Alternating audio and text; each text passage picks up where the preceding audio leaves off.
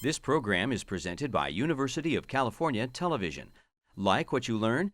Visit our website or follow us on Facebook and Twitter to keep up with the latest UCTV programs.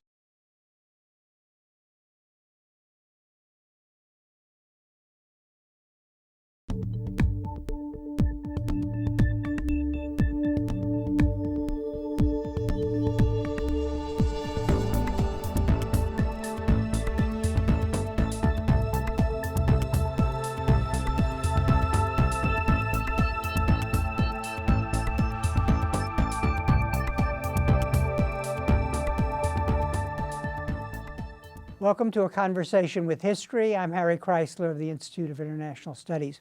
Our guest today is Dr. Lucy Jones, who is the Fall 2015 Hitchcock Lecturer. She is a distinguished seismologist and education advocate. She has been a seismologist with the U.S. Geological Survey and a visiting research associate at the Seismological Laboratory of Caltech since 1983. Dr. Jones, welcome to Berkeley. Thanks for having me. Where were you born and raised? I am a native Southern Californian. I was born in Santa Monica and spent almost all of my childhood somewhere in Southern California. And looking back, how do you think your parents influenced your thinking about the world? Oh, extremely fundamentally. My father was an aerospace engineer and loved science, loved math, just all of that, and taught me the joy of math at a time when girls were often not encouraged to be doing it. And he would sometimes, he was like, yeah, women don't do math, but you're my daughter. Of course you do it.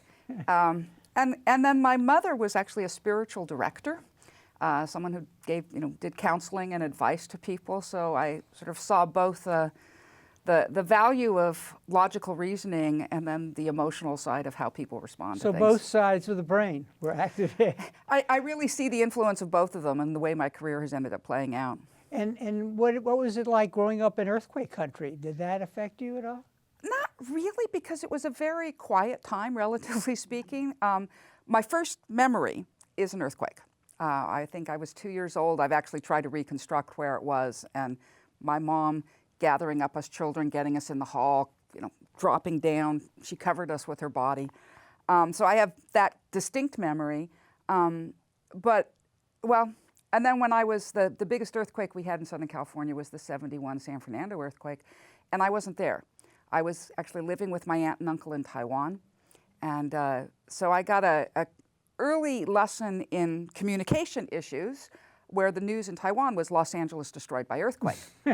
So I try to call my parents, and I can't get through. The phone lines are all jammed, and they don't call me.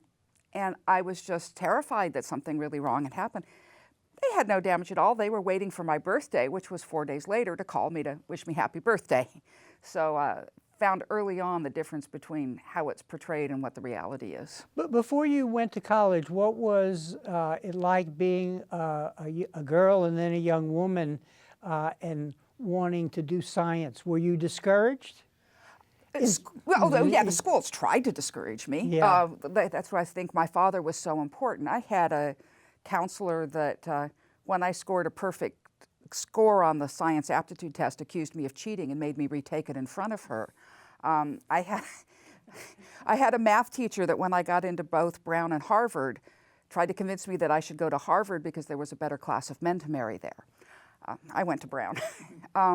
So yeah, the attitude about women in science when I was in high school was just assuming you couldn't possibly get there. By the time I got to college, it was I started in fall of '72, the beginning of the women's movement. So people were no longer saying those things, but the girls had been discouraged earlier. So I was always the only girl in my class. And then when I got to MIT, I was the only woman going into geophysics that year. By 2 years later, the incoming class was the third women. So I was sort of right at the cusp, just before women stopped hearing the sort of things I heard in high school. And what did you major in at Brown? I began as a physics major, but one of the nice things about Brown is there's no distribution requirements, so you can go in depth at other things. So I was taking Chinese as my language. I had lived in Taiwan in high school. My grandparents had been missionaries in China. Half the family spoke Chinese, so I started studying Chinese. And you either drop out or get obsessed. You can't do it halfway. And I got obsessed. I spent my junior year of college back in Taipei studying Chinese and took my first geology class as a senior. And fell in love, read the 900-page textbook in the first week because I couldn't put it down. And, and it was in English, I assume. It was in English. Actually, I had tried to do science in Taiwan because I knew I was going to be a scientist. And I discovered that the lessons were, all of the technical words were given in English anyway. You know, 看这个 equation. You know, so I gave up doing that. So when I switched from physics to geophysics, I actually took the Chinese degree because after my year in Taiwan, I had all the requirements, and that left me free to take geophysics and structural geology instead of advanced electromagnetics. And why the move from physics to geophysics, or any reason in particular? Oh yeah, I met. I mean, I wasn't sure what I wanted to do. I don't think a lot of college people. Maybe I wanted to go in the Foreign Service. Maybe I wanted to be a scientist. Maybe I wanted to be a musician. So I was still exploring, and I met a couple of geophysicists at a breakfast in my dorm, talked with them for a few hours, and they got me interested enough to take the geology class. And once I took it, I realized this is what I was looking for. It was a way of using that scientific analysis for things that mattered more. You know, instead of building bombs, I could be predicting earthquakes. At least back in the 70s, we still thought we'd be doing that. And then you went to MIT for your PhD, right. And what did you do your dissertation on? I did my dissertation on earthquakes in China. So when I went to apply to graduate school, fluent in Chinese, in 1975 there'd been an earthquake in China with over 500 foreshocks, and as far as we could tell, this was the Cultural Revolution time. It had been predicted. It looked like there were a lot of lives saved. So when I applied to MIT and I spoke Chinese, they said, why don't we get you studying foreshocks? And then if China ever opens up, we can send you over and you can try and understand what happened here. And it worked with perfect timing. So I had just passed my general's exams when the president's science advisor, Frank Press, went to China. And they wanted an exchange program. You know, here's 60 Chinese ready to go. So the Americans were scrambling to try and do it really quickly. And I was able to put in this application. I've just written this paper on foreshocks. I'm fluent in Chinese. The Chinese look to it, be the farthest along on earthquake prediction, put it all together. And it worked, and it didn't hurt that the president's science advisor was actually my recommendation because he had been the chair of the department when I had started at MIT. So I got to be in that first group. There were 6 scientists and then 7 students who went to Beida, to Peking University. And I went over with the students. I was actually the first scientist because I was the only one who wasn't a professor and therefore could leave in the middle of the term. The rest of them had to wait till they finished the teaching, and they came in May and June. And what was that like? I mean, you were talking about it at a time when China has not taken off economically yet. Oh, and it was still a very, much more restrictive society. When I arrived there, everybody was in Mao suits. By the end of the first year, some women might be using colored scarves, and that was like radical. And I was the 35th American to arrive in Beijing. And it was a time, they had just started allowing, a Chinese woman could be alone in a room with me, but a Chinese man couldn't. Mm-hmm. So when I went to the Institute of Geophysics, interestingly, Chinese didn't have the thing about women not doing math, so there were plenty of women. And one of the women scientists was assigned to work with me. And it took a while for me to figure out that, somebody would come in and she was off, in the bathroom or something, and he'd see me there and turn around and leave, come back later when she was there, and then want to talk to me, not her. And it was a subtle enough thing. I'm like trying to finally figure this out. And then when I went to the Institute of Geology, there were no women because women didn't do field work. That was sort of the prejudice there. And so there were 2 geologists assigned to work with me. And if one of them went to the bathroom, the other one got up and walked out too. So it was still a much more politically restrictive time. All my mail was read. And it was, but it was also a very egalitarian time. Nobody was rich, but nobody was really poor. In Taiwan, you would see beggars. There were no beggars in China. My aunt came to visit me, and she had been born and brought up in China, and she was so astonished to see trees, because when she was in Nanjing in the 30s, the trees would always get cut down for wood by somebody that would steal the trees because they were so poor and they couldn't afford the fuel. And that people were well enough off to let the trees grow, to her, was astonishing. And of course now, China's growing economically. It's a very different place, but it's also a much less egalitarian place than it was. And what you must have gone back several times as a scientist. What are your impressions of how it has changed on the human level? I haven't gone back since 1983. Oh, okay. So I went 4 times, and the last time I was there, we uncovered a case of scientific fraud. And it wasn't like it was widespread fraud, it was an individual, but it was reflective of the system at the time that it hadn't been caught. And partly, the core of the scientific process is that we attack each other, right? I think it's one of the reasons you don't see as many women researchers. We finally go, hey, I don't like the environment. But a core of being a scientist is tearing apart your colleagues. And you have to, that's how we find the truth, right? You don't have to be mean, sometimes people are, but you need to be critical. And as we were discovering the problem in China and trying to explain it, and we were saying, somebody's going to review this and they're going to ask why this looks wrong, or looks different from something in the past. And they were like, well, we just say this is what we did. I said, no, they're going to want to understand why. It's like, why would they think we're lying? And it was sort of this light for me that at that time, the culture of China, where keqi, the spirit of the guest, politeness, is necessary to function in a society that is that crowded. And so there's a very strong cultural aversion to what's necessary in science, of sort of the attack on each other. And at the time, we saw it as sort of symptomatic, and I thought, I really need to establish my career somewhere other than China, because at the time, I was the woman who went to China. And of course, it's changed radically now, the whole interchange. That part is really not the issue that it was. But once I got really established in California and then my children were born, I haven't, and I've ended up never going back. I like to ask my guests about what they see as the skills and temperament to do the work they do. First, let me ask you about being a seismologist. You've already identified some just now, but tell us a little more. I mean, what is the skill set you really need, and what is the temperament that is desirable? Wow. A fundamental, I think, of most scientists, number one, is being an introvert, that thinking 6 months alone in front of a computer terminal is a good way to spend your life. And that's a pretty core difference with a lot of the world, because you need to have that ability to focus and tune out the other parts.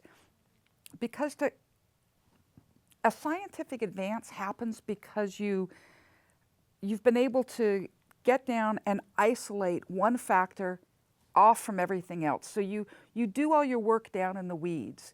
You need to be able to part out each piece of the weed and go, if I change only this one piece, this is how the result changes. And then you've proven what's the control factor there. And especially in seismology, earthquakes are such a complex process. It's very difficult to get into the weeds. And you have to, there's so many weeds there, right? So you've got to have that ability to dig down. You need to have that ability to, God, how do you, to part the pieces, to see where they line up. And I actually think that one of the really key issues is how to ask the right question. My dad used to like to say this, there's the set of all of the questions that we can answer, and there's the set of the questions that people want answers to. Finding where that intersection is where productive stuff happens. And I think that's it isn't necessarily a general characteristic among all scientists, but it's a really important one to be able to have. And what about temperament? You've already talked a little about that. I mean, you've got to be argumentative and stand your ground, obviously. Yes, you need to have enough confidence to do this.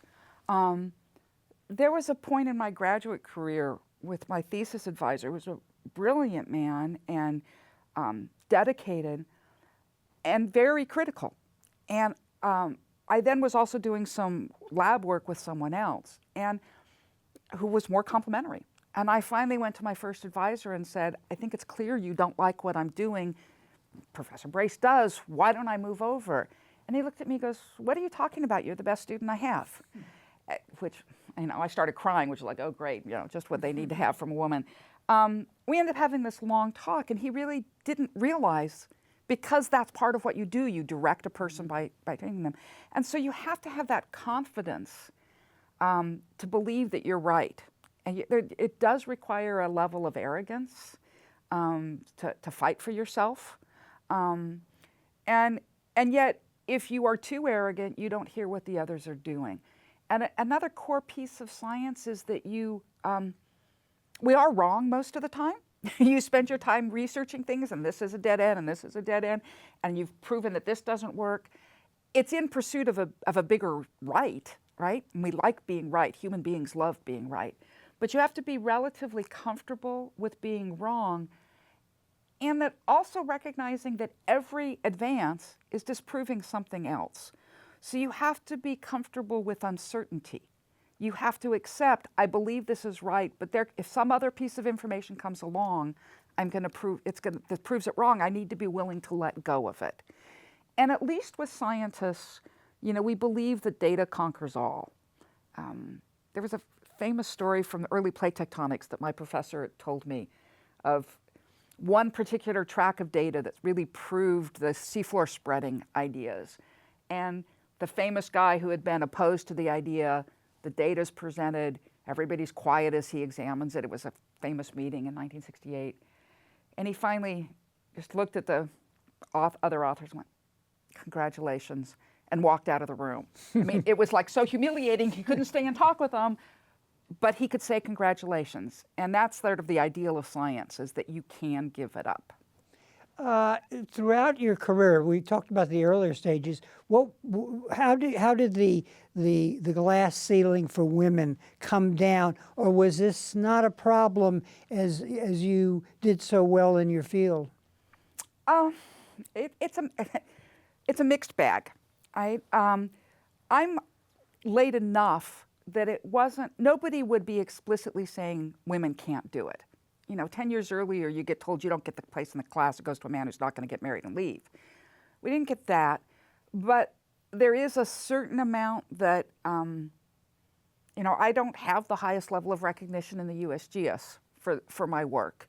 And so it hasn't really gotten in the way, though, and I think that going to work for the U.S. Geological Survey instead of an academic institution relieves some of the problems. I mean, there is a bit more of a structure. There's a little more objectivity to how the promotion process happens.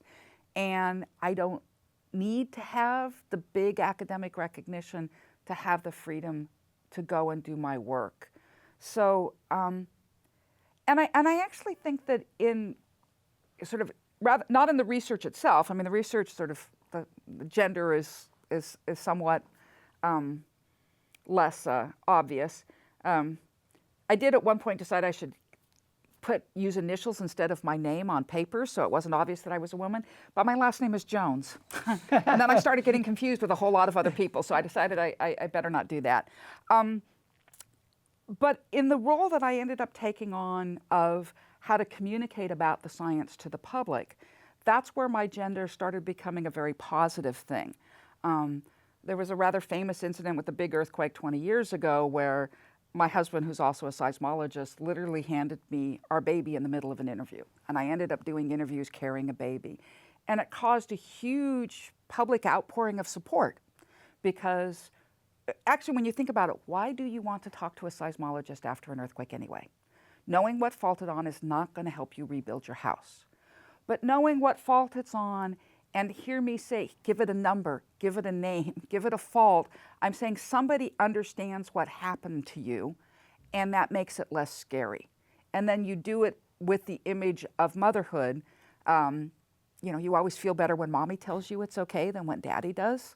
So it actually, I think, encouraged people's response to me and allowed me to be a more effective communicator because of the sort of emotional connection that people formed. What is your most important research accomplishment in seismology? It's dealing with. I got to pick one. Yeah, yeah. Okay. Let me give you two. Sort Okay. of the early stage of my career came out of China, and was doing probabilities of earthquake sequences. So you know, there's this earthquake in China. They did evacuate places because there was this big swarm of earthquakes going on, and what I came to realize is they didn't know more about those earthquakes than we do. The fact that they happened increased the probability of an earthquake, but it still wasn't a 50% probability. And in fact, they evacuated other times. Oh, no earthquake, go back in. And in China, you could do that and still get people to go out the next time. For us, not because of scientific differences, but because of social differences, we couldn't respond to the same information in the same way. And realizing that wasn't a scientific question. So I said, okay, how do I get that scientific information to the policymaker who really should be making the decision? And therefore got into statistics, ended up being the one who created the first assessment of what's the chance that one earthquake will be a foreshock. It has been the basis of all of the earthquake advisories in the state of California. So when we have something near the San Andreas and we make a statement about the probability of the San Andreas earthquake, that's all based on research that I was part of, or that, you know, an earthquake happens, what's your chance of aftershocks? What pattern are they going to be taking? And what was the key there? What did you determine allowed you to make the prediction? Well, it was actually just recognizing that we could, it wasn't that difficult. It was dividing one number into another. It was saying, let's just go use the history. And when I go and look at the history, 5% of earthquakes were followed by something bigger within 3 days. So what didn't seem to be dependent on the magnitude of the first earthquake. So, you know, that became a quite simple statement that we could make and move forward. Also showing that the temporal decay of main shocks after foreshocks is the same as aftershocks after main shocks. So you can end up saying that a foreshock is just a main shock that happens to have a really big aftershock, and that you can mathematically express the full range of earthquake triggering with the same set of equations. So it became a unified approach to being able to do that. And then as we've gone into computer eras, you can then, you know, do automatic processing and immediately say these type of numbers. And so it was both the scientific analysis that allowed us to come up with those numbers, and then but it pushed me even more into the social side, because I'm now working with emergency managers and they're misunderstanding the information. You know, we say there's a 5% chance of an earthquake within the next 3 days, and instead of within 3 days, it becomes in 3 days. And they're doing things now for the earthquake coming in 3 days. And I'm going, no, wait a minute. Right now is the most dangerous time. And it sort of gave me very concrete examples of how the communication barrier was affecting the way in which the information could get used.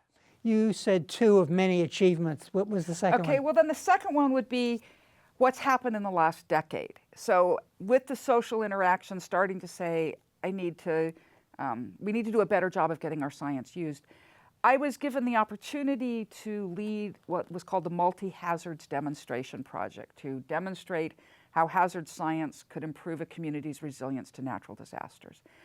And I actually thought, in accepting that I was basically walking away from my academic career. I said to myself, all right, I'm 50, maybe I have another 30 papers to write, and 5 of them will be read and 2 of them will matter. But if I don't do it, I can see the young people who are going to write those 2 papers.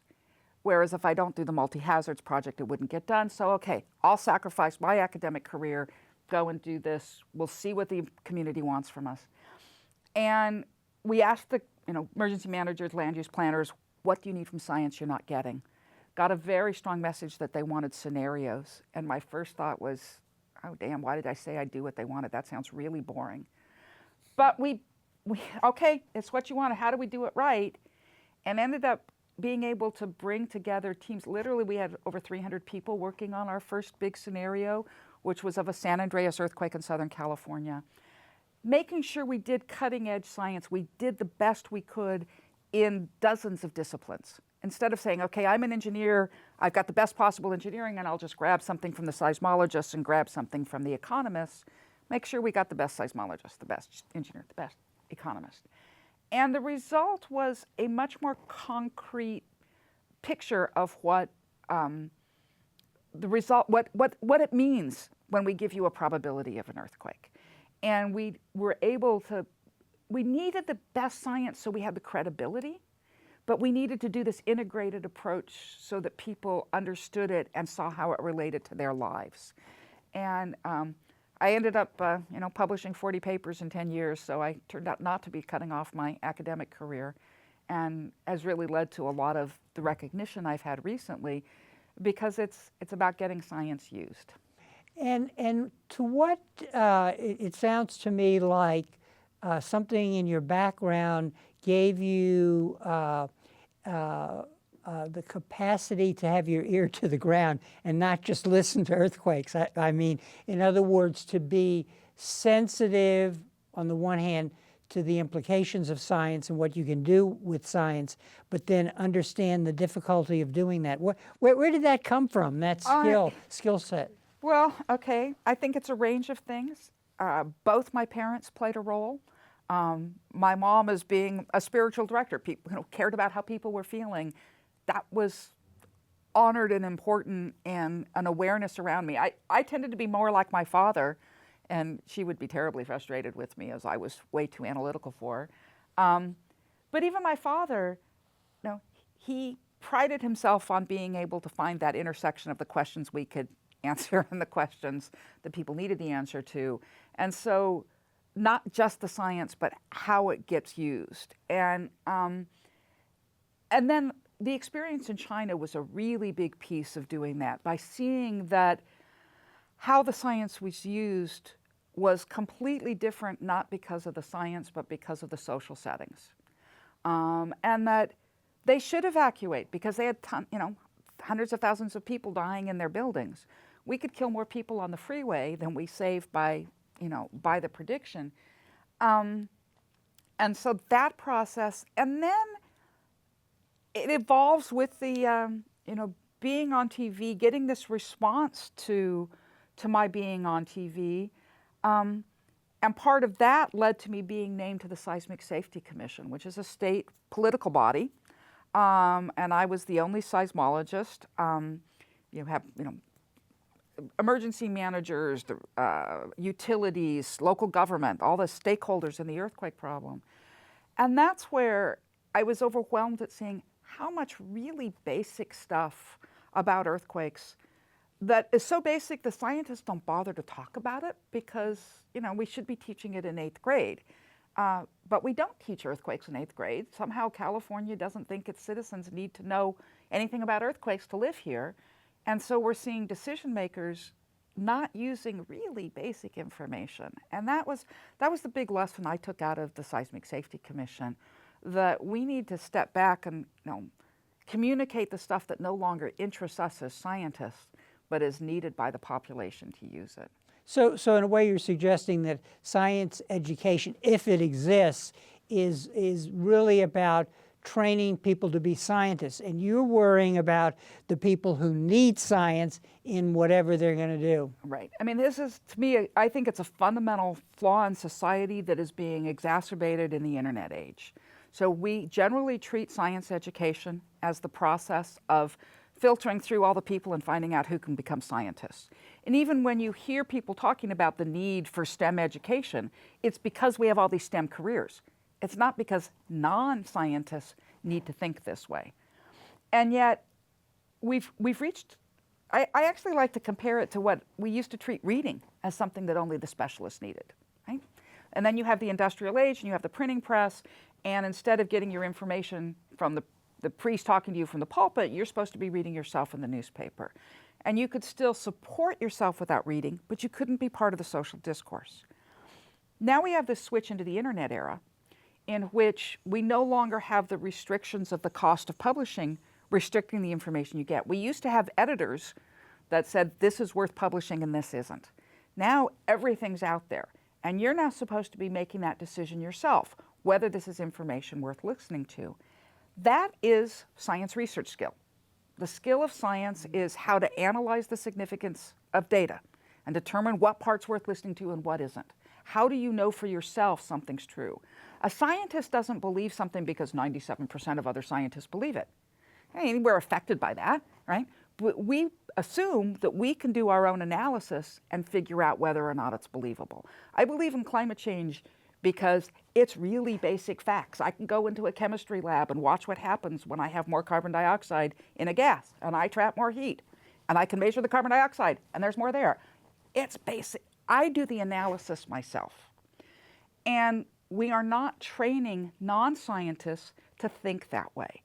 And I think that is a huge flaw in our society that's leading to really bad decision making because, and we've actually got sort of a cultural thing right now where things don't have to be true. We can make them true because we believe them. We're just going to say it's true until everybody else agrees. That works for human motivation. It doesn't work for physical fact. And we have a really scary thing going on in society that, you know, it's sort of the journalist's idea. There's no truth. There's always another side of the story. Well, to a scientist, there's truth.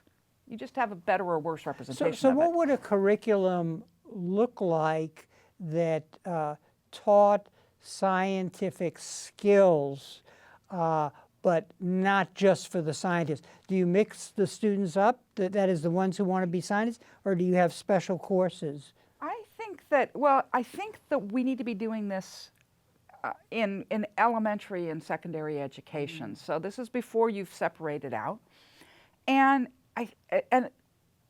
what I've heard of the next generation science standards, there's a lot of the right things in there that instead of saying the student needs to understand what, you know, the parts of the periodic table are, the student needs to understand how to make a model. The student needs to be able to model the nature of chemical interaction.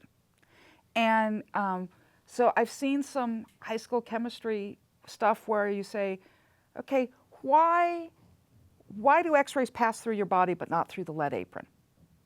Right?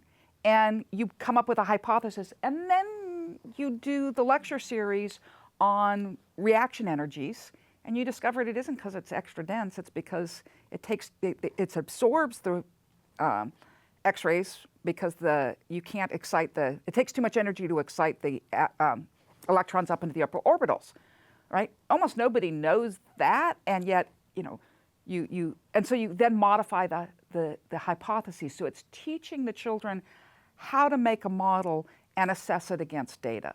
And in the process, you learn these facts that we also think people need to know, but you do it through a framework of saying, how do I go from a hypothesis to an assessment of the hypothesis?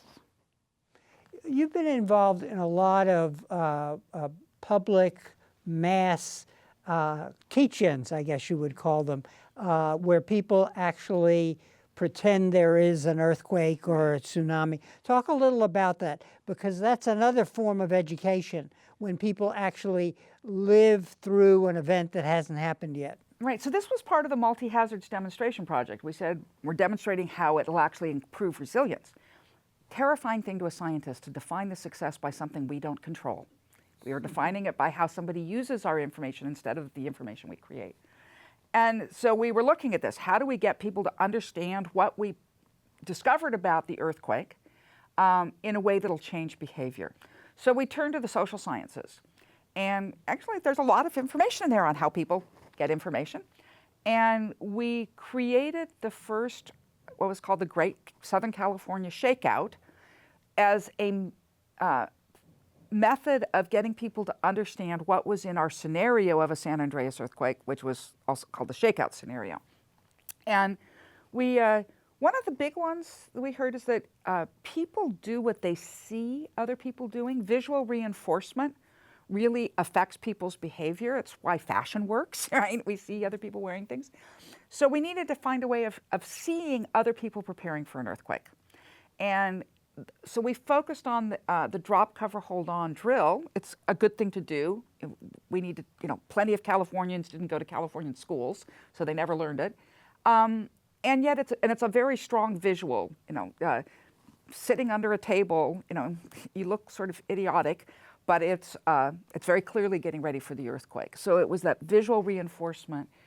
They also tell us people do what they need to talk with others they care about what happens to make the decision to do it. So we had the drill in a way that schools and businesses, we tried to encourage them to do the drill on the same day. So you come home from work and, Mommy, I had an earthquake drill today. Oh, I had one too. You start talking about it at home. So we worked with the social scientists and tried to create it. We intended it as a one-time event. We ended up getting 5.5 million people in the first event, which is 1/4 of the population of Southern California. You get 1/4, 5 million people to do the same thing. Elected officials take notice. And the state of California came to us and said, we want to make this an annual event. My first thought was, oh, no, I've already given you a year, enough. But it's been really interesting watching how it's developed. We had over 26 million people last year in 2014 in the ShakeOut somewhere across the country. We've seen it spread to a lot of regions. We've seen it a bit disconnected from the science.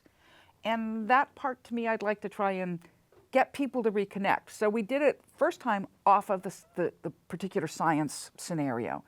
And in Southern California, it's still very much tied to that scenario. As it's spread elsewhere, they don't have their own local ones. And I'd like to see more people really try to develop those comprehensive scenarios. So when people are doing the drill, it's connected to what the science tells them is really going to happen. You feel that there is a communication problem between what scientists know and the beyond these drills, getting people to understand the implications of what might be a catastrophe or disaster. Talk a little about that, because I think you're saying that we need better narratives, better storytelling to get people to have a handle on what's happening. Well, or right. what might happen. What will happen. And I think that's it. We actually understand a lot about what was happening. And many people, especially with earthquakes, it's true in a lot of the disasters, they think it's capricious. This building was damaged, this one wasn't. Who knows what's going to happen? Well, in fact, this one's on softer soil. This one had retrofitted its foundation. It's a very complex pattern, but we, in fact, really understand very well which buildings and where the damage is going to be. So it was, how do we get people to believe this? And one of the things that's been in the way is the siloing of science. You have this, seismologist that tells you what the shaking is going to be. You have an engineer that tells you how your building responds. We have an economist looking at social interactions. We have an infrastructure, and the pieces are hard to connect up, and especially on an earthquake that doesn't happen that often. What we did in creating our scenarios was to create a story, and even more, a scientifically defensible story. So when you look at how people make decisions, they do it because of stories and because of their emotional connection to it. Scientists hate stories. We are trained in graduate school to believe, and it's true, stories are misleading. Stories tell you as an anecdote. The whole point of science is to not be misled by anecdotes and make sure that it happens every time. So we're trained early on to reject stories and never use them. And yet that is how most of the rest of the world communicates and makes decisions. And so what we did in the scenario process was try to bridge that gap. It's only as I look back that I realized that what was important about the process.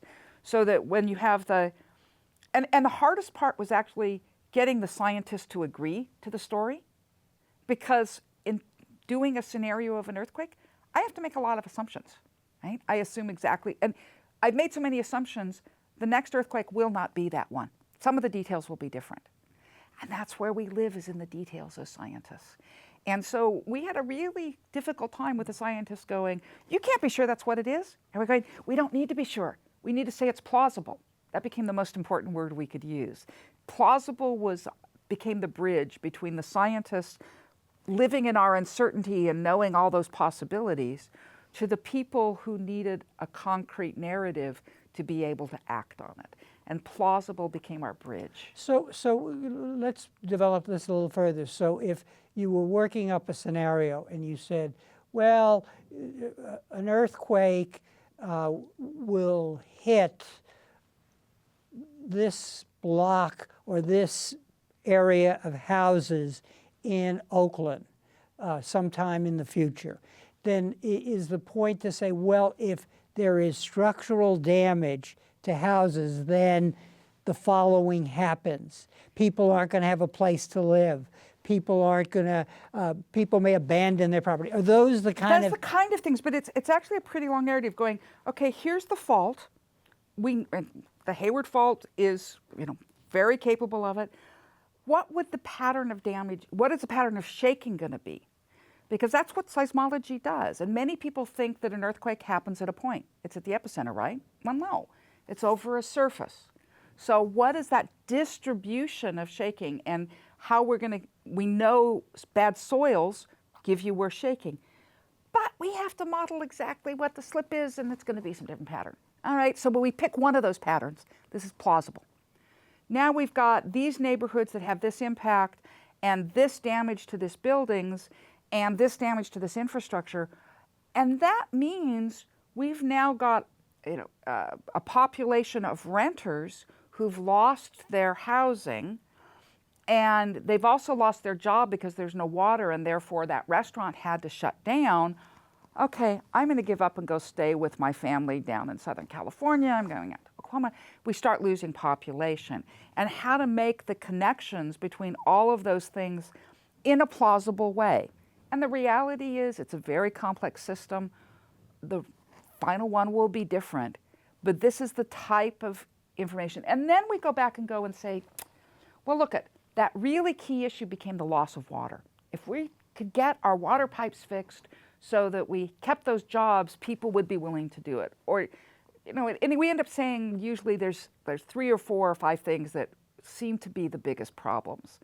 And then we can take it to elected officials, to urban planners, and go, if you don't fix this, you have the potential of losing your society. And then we go and look at places like New Orleans after Katrina, show them what happened to the GDP of New Orleans.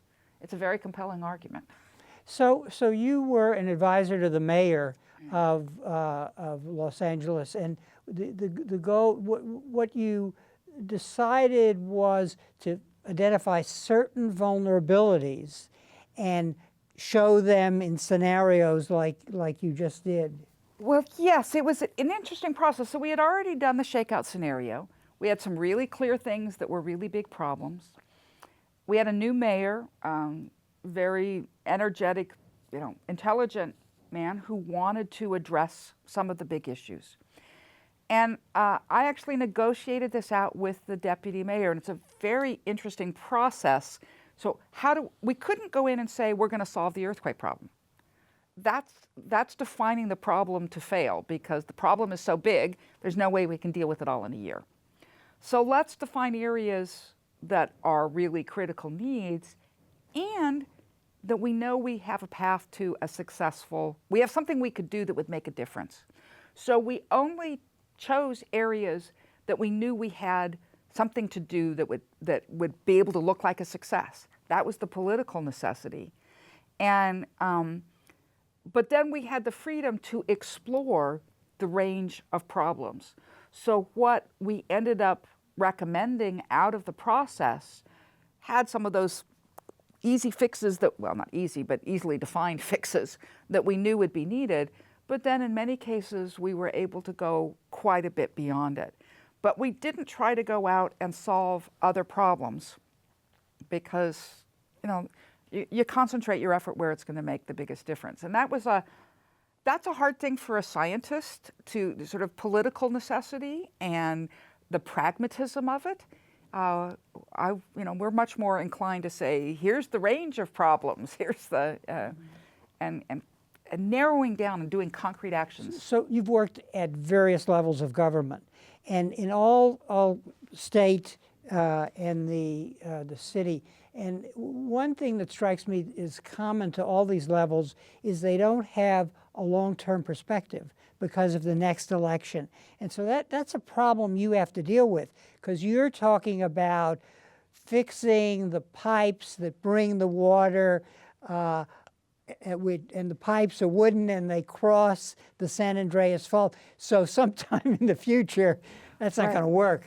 Well, it's an interesting thing. There was a really interesting editorial in a downtown LA newspaper after Mayor Garcetti announced the Resilience by Design program.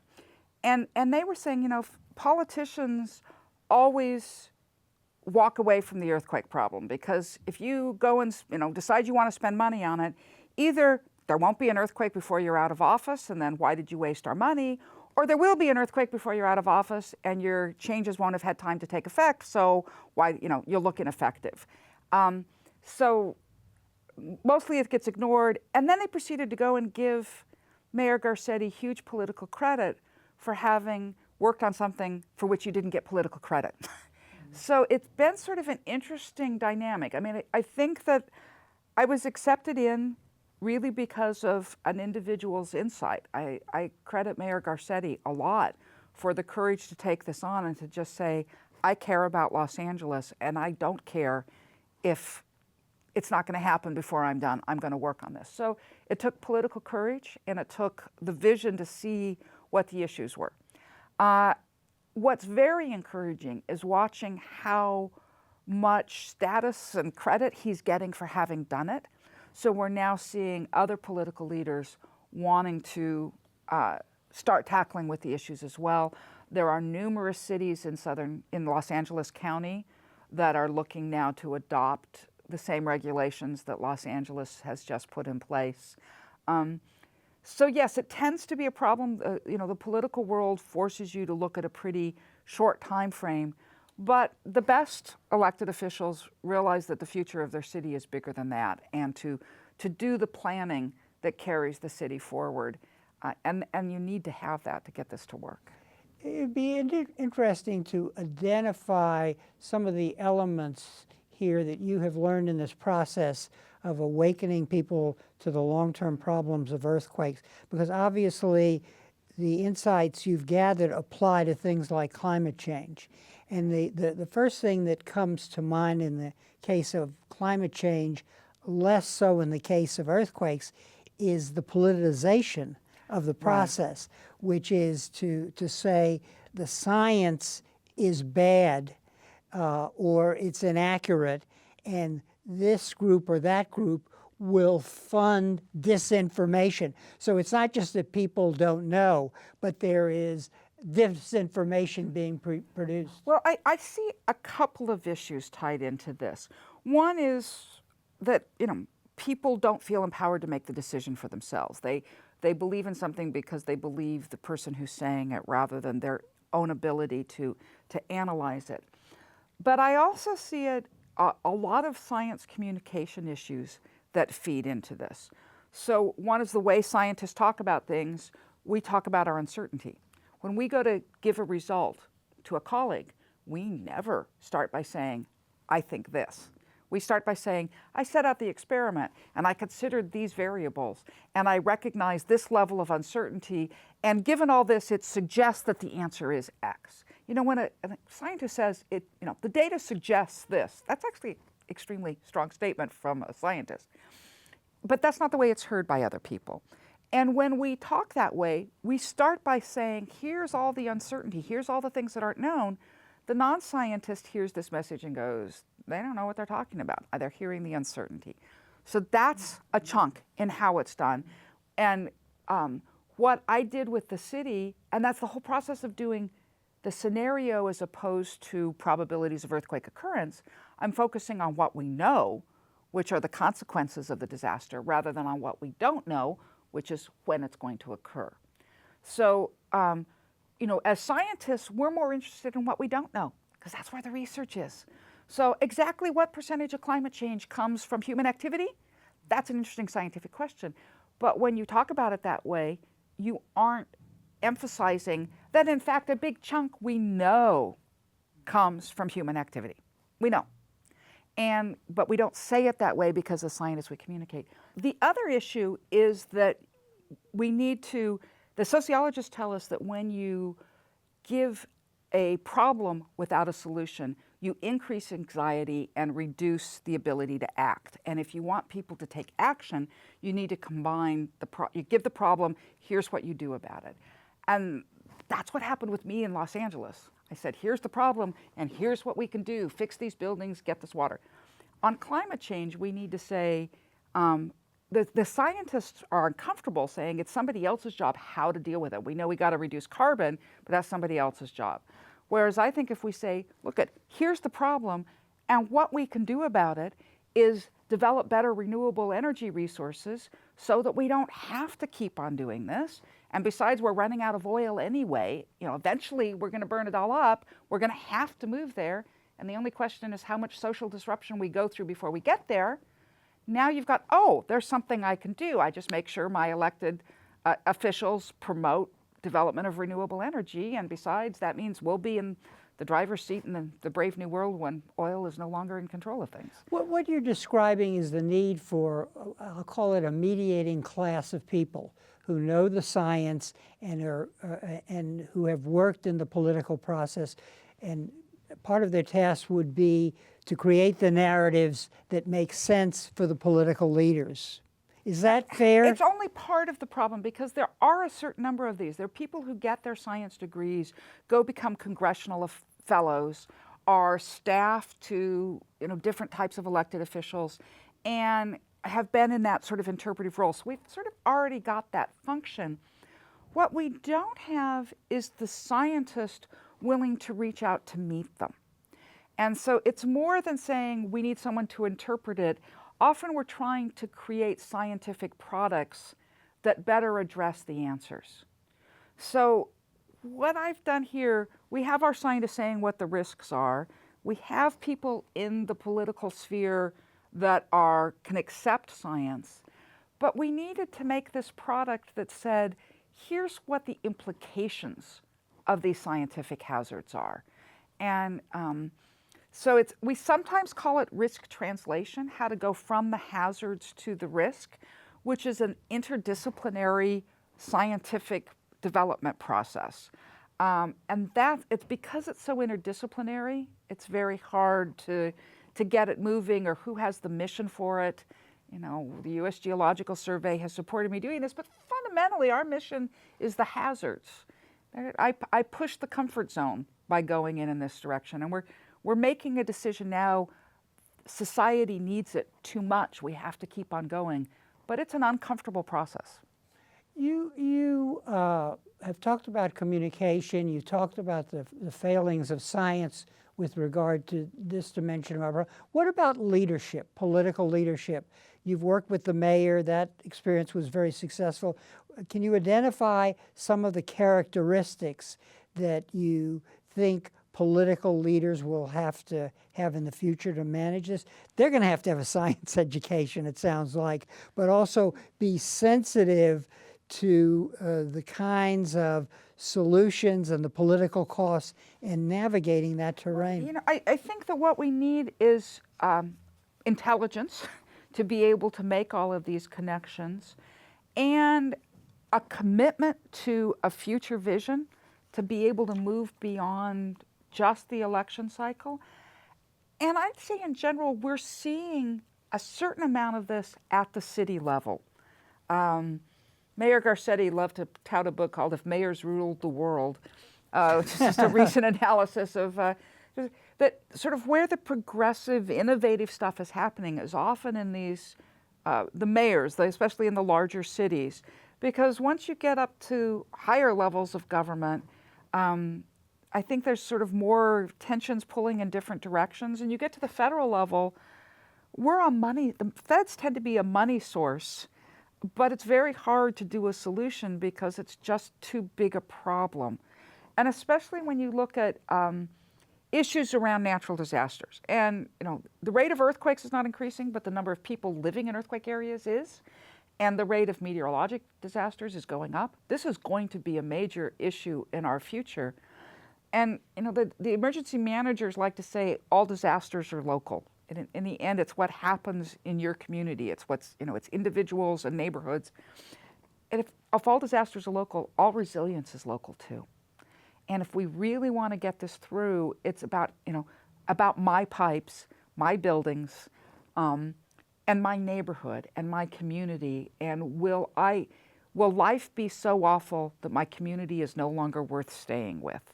So it's both dealing with the very practical physical things, but also making it a community that people want to stay in and is worth fighting for and is worth helping recover, because it's not going to be easy. Well, on that note, Dr. Jones, I want to thank you. And by the way, I want to congratulate you, because for all of your work, you were just awarded the Samuel J. Heyman Service to America Medal in Citizen Services last week for your work in LA. It is really amazing. As I said, I thought that I was walking away from recognition because I just saw it as too important to do, and it's been very satisfying as some of these accolades have come through, and recognizing people want science. We can make a difference, and we just have to figure out how to bridge the gap in communication. Well, on that very positive note, thank you very much for being on our program. And thank you very much for joining us for this conversation with history.